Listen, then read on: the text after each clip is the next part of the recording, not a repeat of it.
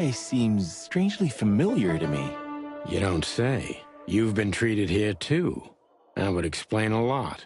Oh, don't be stupid. I'm serious. Take a closer look. No. Well? No, it can't be. Are you telling me it's him? M.B. Davis himself? I'm sure of it, pal. It seems the gossip was true. The eternal king of jazz in a madhouse. Oh, no. The poor devil. It doesn't matter how big a star you once were. Ending up lonely and crazy in a rotting insane asylum in the middle of nowhere is like the universe restoring its balance. That was very poetic of you, Marty. Almost deep. Careful you don't drown. Cluck you.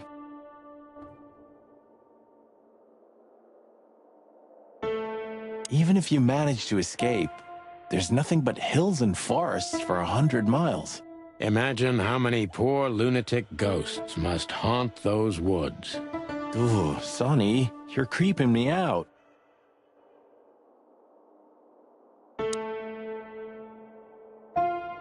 This picture. It's very... special? It's... We should check in first.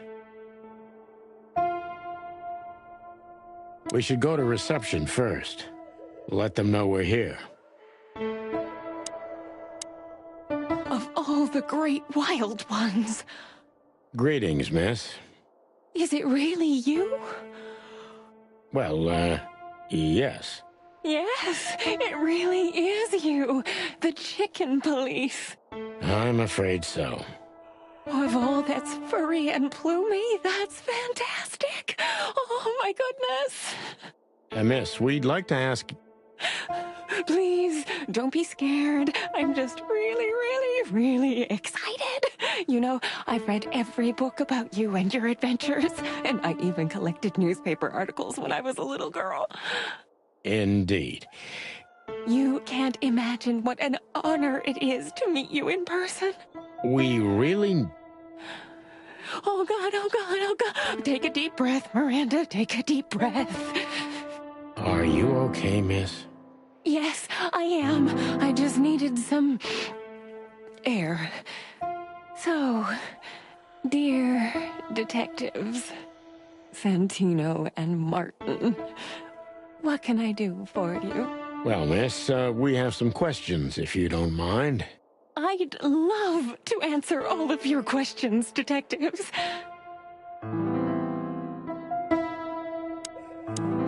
Say, miss, what can you tell us about this place?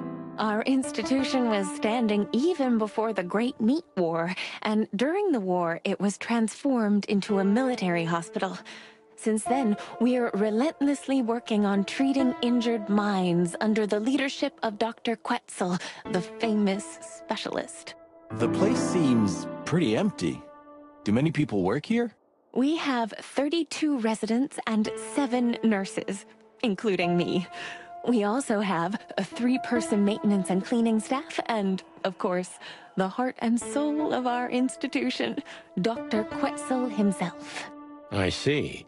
Now, this Dr. Quetzal, is he the director here? Exactly. Director, scientist, researcher, patron, and doctor. And even a friend. Quite a guy. He certainly is. So who is this Dr. Quetzal exactly? He's a world-famous researcher of the mind, Mr. Featherland. He published countless books in the fields of psychology and psychotherapy. Psycho... what? Unraveling the mind. It's the most crucial mission of the century, Mr. McChicken. That's really good to know. So this doctor's some celebrity, right? Does he usually meet, other important persons? I'm not sure I know what you mean. Well, like, Mr. Hobart Wessler, for example. Ah, yes. That's something you should ask the doctor himself, but unfortunately, I don't think he has time right now. He's swamped, is he? Exactly, Mr. Featherland. He is very, very, very busy. All the time. I thought so. What can you say about this, miss? Have you seen anything like it? Of course. Our residents wear these for identification. But how did you come by it? They only wear them inside the institution. Huh, I see. The wristband does belong to one of our residents. But I'm afraid I'm not allowed to tell you more due to regulations. Oh, come on, Miranda. It's us, the Chicken Police. I'm sorry, I can't. Miranda, this case is a matter of life and death. Lives are in your hands. All right. All right. I'll do it. Albert Wessler. The patient's name is Albert Thaddeus Wessler. Figures. Just as we thought. Thank you, Miranda. We'll never forget this. Please, don't make me blush. And don't tell anyone you heard it from me. Oh, we won't. I promise. So when can we talk to Mr. Wessler? I need to ask Dr. Quetzal. Please wait here. Thank you. We need to let them know we're here. Dr. Quetzal will see you. He's waiting for you in his office. What a surprise. It's enough to mention... I wouldn't want to get mixed up in this, but do you think Albert is in danger? Danger? What do you mean? We haven't heard from him since he disappeared, and we're really, really worried. I see.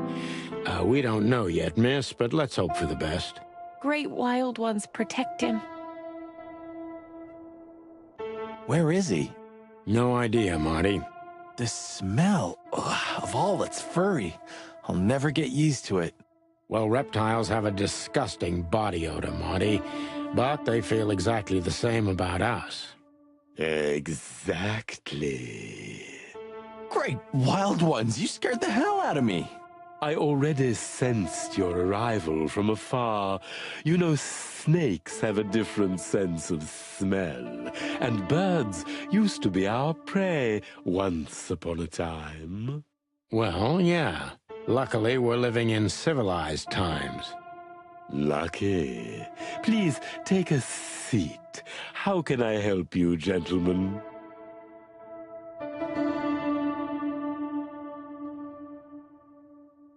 Your office is rather Puritan. Simple, I mean. Ain't that the truth? Well, yes. I can't let my mind wander from my work. I only keep what's essential in my office. I see. That makes sense. Why do you have bars on your windows? Because it's a room like all the others, and I'm just an animal, too, like all our residents. With the significant difference of you being a doctor and not a patient, am I right? It's not as big of a difference as you'd think.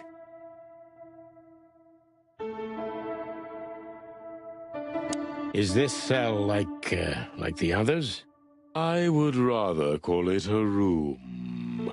But yes, it's like all the others, except there are even bigger ones than this.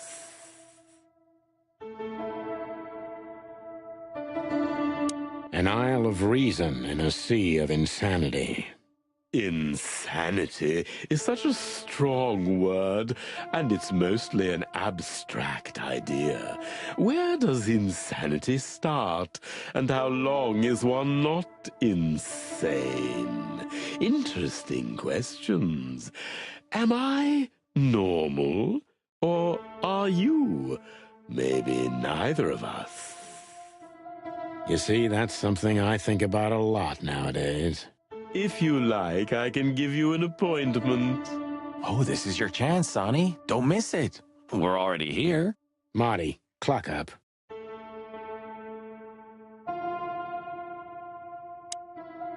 To be honest, gentlemen, your visit is anything but a surprise. I could even say I was expecting it. What an introduction. Please forgive me. I have the bad habit of immediately getting into the middle of things. How very rude of me. My name is Dr. Sessuus Quetzalcoatl, but most call me Dr. Quetzal to keep it simple. The name is Santino Featherland, and this is my partner, Martin McChicken, from the Predatory Division of the Clawville Police Department. Your fame is one step ahead of you. We're used to it. Certainly. We have some questions about one of your patients, if you don't mind. We'd like to talk to him, if that's possible. Please be specific, Detective. Look, Doctor, we're too tired to play cat and mouse. Not that snake and chicken sounds any better. Very funny, I must say. Just what I expected from you two detectives. We know you know it's about Albert Wessler, Ibn Wessler's secret twin.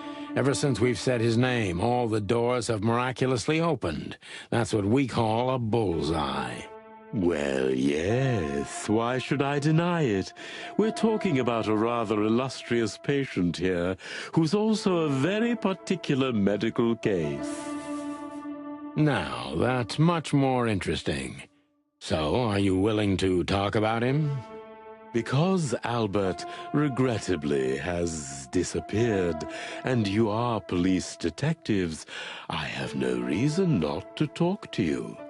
Of course, I'm at your service, but you must understand, I can't disclose information about my patients. Not even if it's a matter of life and death? Everything's a matter of life and death in here, Detective. This is a hospital, even if it's primarily for the mind, not the body. Still, I'd like to give the impossible a try. Please, Detective, just do your job, and I'll do mine.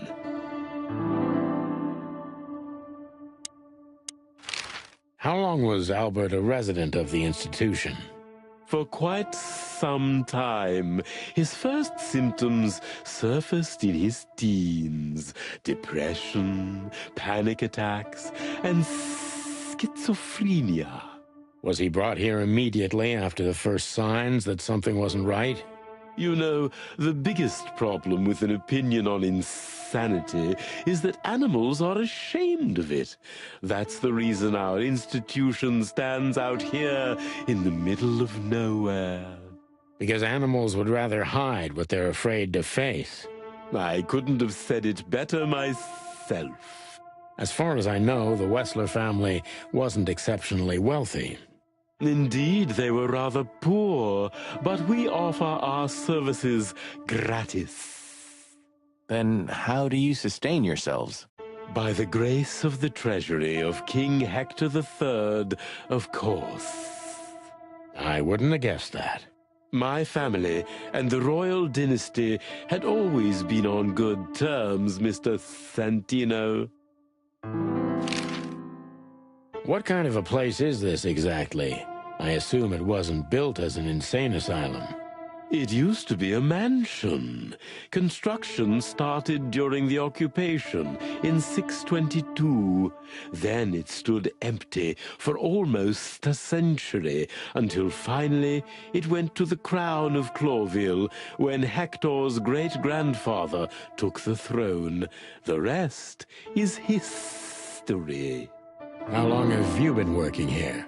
I've worked here for more than 30 years, but it's been in my family's possession for almost 150 years. So if I count correctly, as soon as it went to the crown, it was seized by your family. That's almost accurate, Mr. Featherland. What a lovely inheritance. Tell me, Doctor, do you know Madame Zavas? Just like everybody else, I've heard of her, but I never had the pleasure of meeting her in person. I'm sure she's an interesting case. Oh, you can be sure about that. I'd gladly get you two together if I had the chance. A spare cell would suit her very much. Is that so?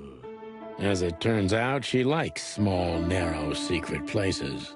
Oh, I see. What a coincidence.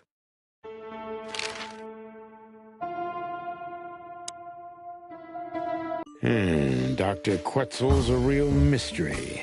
But I can turn that to my advantage. I just need to focus on the strangest pieces of the puzzle.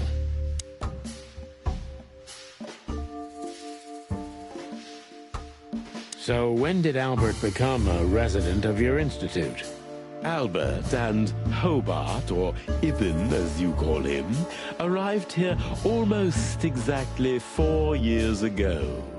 Could you describe that day more specifically? It was not long after New Year's Eve, maybe the first week of the year, if I'm not mistaken. It was sleeting that day. Wind was banging incessantly on the windows. The power was going out for short periods of time. What was your first impression of them? I already knew the Wessler name. I knew who they were. Or at least I knew one of them, Hobart Wessler. He was famous. Gangster, moneylender, celebrity, lover. And Albert? He was new to me, an invisible gray ghost. The family had tried to keep his existence a secret. Why? Because they were ashamed of him, of course, Mr. Featherland. That's how it usually is. What was your first impression of him? He was silent, but observed everything that surrounded him. His eyes were constantly moving, never stopped for a second. Was he afraid? I wouldn't say so. It seemed to me that he wanted to move into our institution voluntarily. It looked as if he couldn't wait to be here, alone, locked up in silence and darkness. Didn't you think of that as unusual? Of course I did, but who am I to judge? It was rather special treatment. What kind of special treatment did Albert get? You know, if an institution like ours has to accept a Wessler as a guest, there's bound to be some favoritism. And complete secrecy, I guess. Yes, but that's the case for all our patients, Mr. Featherland. Of course. So in what way did he receive more than the others? Basically, we don't admit anyone into our institution without a complete and thorough prior assessment. In the case of Albert, we put that aside. So you didn't even know if he had anything wrong with him? Initially, no. He was more of a guest than a patient.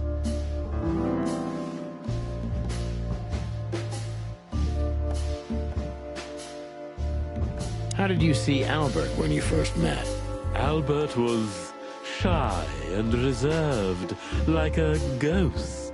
He almost never touched anything. It was evident he was exceptionally intelligent.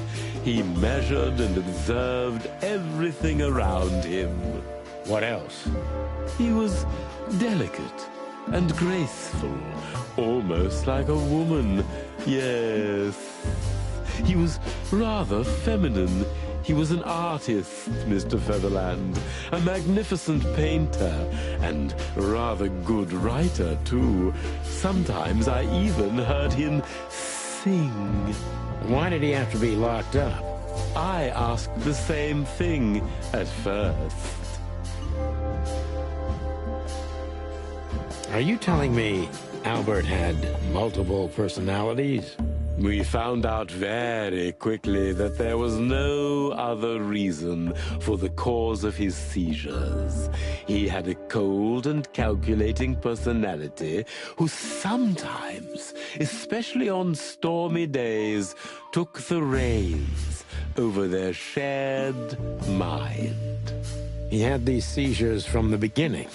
Yes, Mr. Featherland, but they started to intensify after Albert left our institution for the first time. He did what? Left the institution? More than once?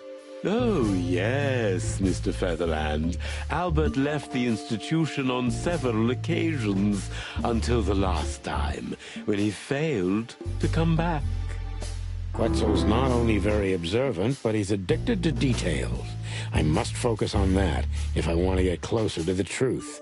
Focus. Addicted to details.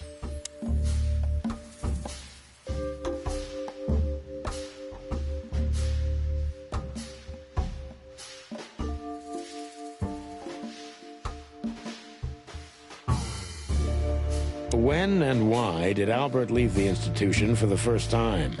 It was about 2 years ago. Mr. Hobart Wessler appeared and demanded we let his brother go free. Naturally, we obliged. We had no idea if we'd ever see him again. But you did. He returned the same day. Albert was ecstatic. He was unrestrained. I could almost say happy. That was unusual for him? I had never seen him like that before, Mr. Featherland. He just smiled and stared at the empty wall for hours. Did he ever tell you what happened to him outside? Of course he did. Albert and I had a good relationship. He was working on a painting for his brother. Was it a painting of a lovely lady cat? Oh, exactly. So you already knew about that? Yes, Dr. Quetzal, I've seen it.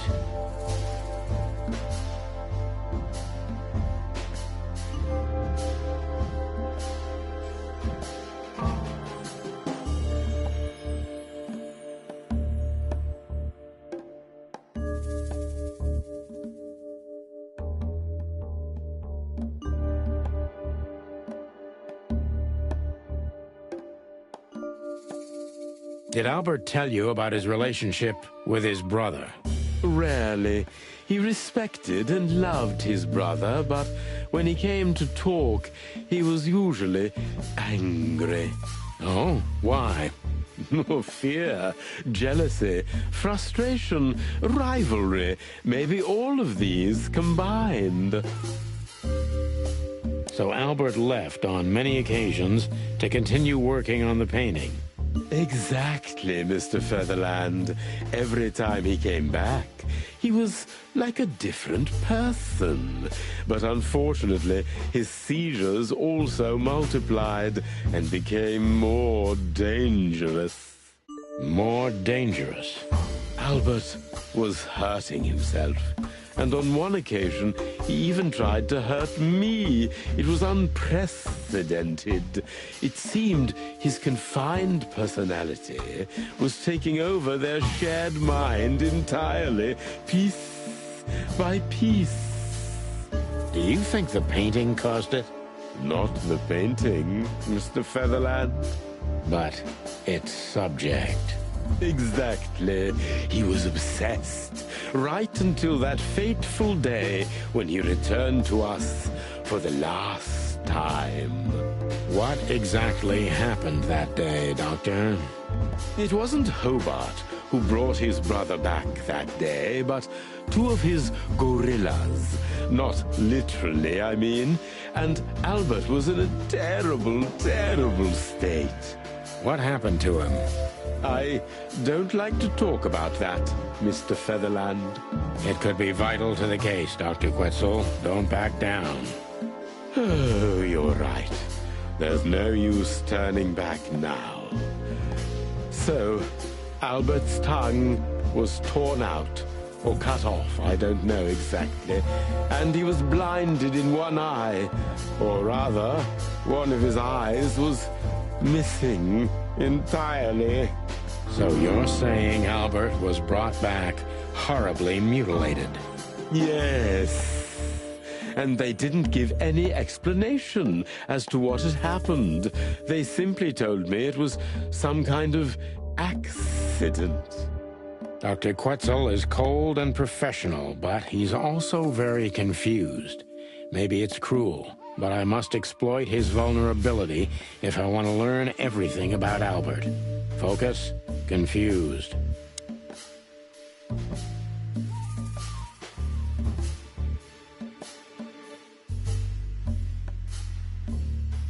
You didn't believe Albert had an accident, is that right? Of course not. I'm not naive. I knew immediately that Well, we don't know that, Dr. Quetzal.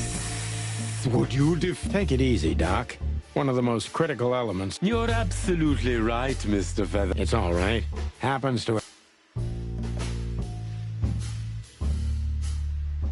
Concentrate, Doctor. What? I'm sure it was Hobart. But why would he do that? Maybe Albert saw something. To whom? The four walls? A couple... To anyone. I don't think it's that simple, Doctor. You're welcome. What happened then? How did Albert disappear? A few weeks later, Hobart came to visit Albert one more time. Albert had been in terrible condition by then. We even had to transfer... What did Hobart do during the visit? He didn't do anything. He just sat. Couldn't you manage to draw anything out of him? Nothing. For a while, he was trying to signal something. Perhaps he was too afraid. And most likely... Do you think Hobart could have killed Albert? It's horrible to say. How did he disappear in the end? That's what's most eerie about it all, Mr. Did anyone see anything? No one. We interrogated the staff, even... Unfortunately, I have a hunch. Oh, well, I'm glad We understand, Doctor.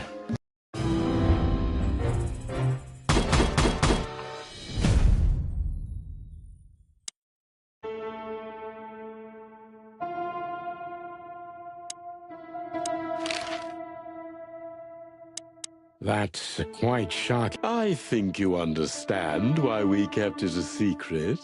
Then the Accident. Ha! We didn't believe it. Different how? If someone got one of his eyes poked out, and his tongue... We believe you, Doctor.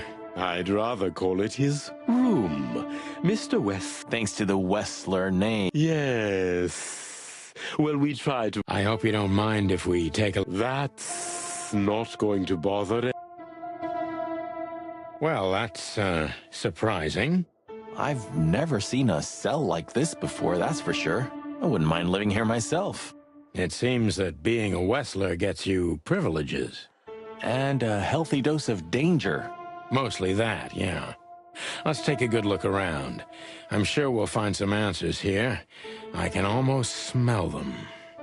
Well, I smell paint, ink, plaster, some kind of oil, aging paper, slight smell of rat, and great expectations. What the dickens? Unmistakable. Yeah. This place is bad for you, pal. But if you've already jump-started your beak holes, then sniff out the solution. I'm on it, Boss Bird.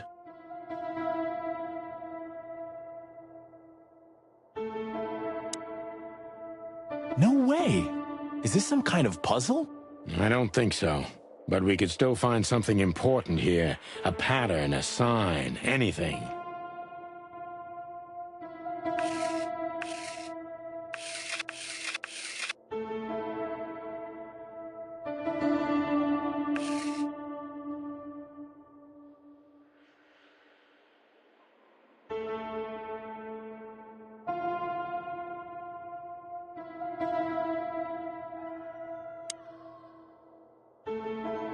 The style.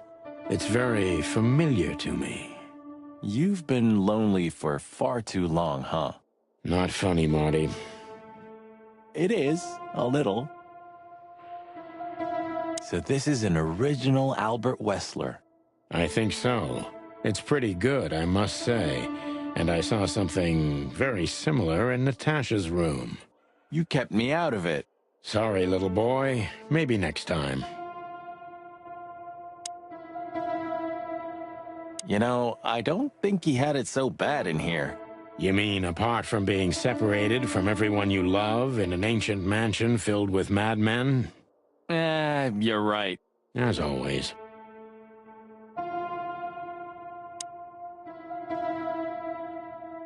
Scribbles, newspaper articles, study papers, poems, perfect chaos. Just like the troubled mind of a troubled fella. Yeah, but there's still a kind of order in it. It's just too intricate for you to comprehend. If you say so, boss. Identical twins. And looking at it, they may have easily loved the same woman. 2 men and 1 woman. Nothing good ever comes of that. Well, I wouldn't say that exactly. Of all the wild ones, Marty, please, stitch up your beak, okay? Just use your imagination, old bird.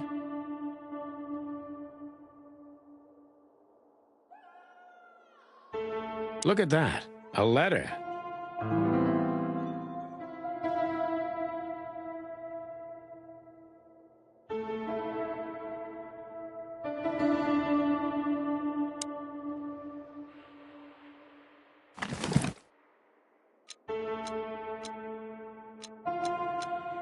Identical twins. And looking at it, they may have easily loved the same woman.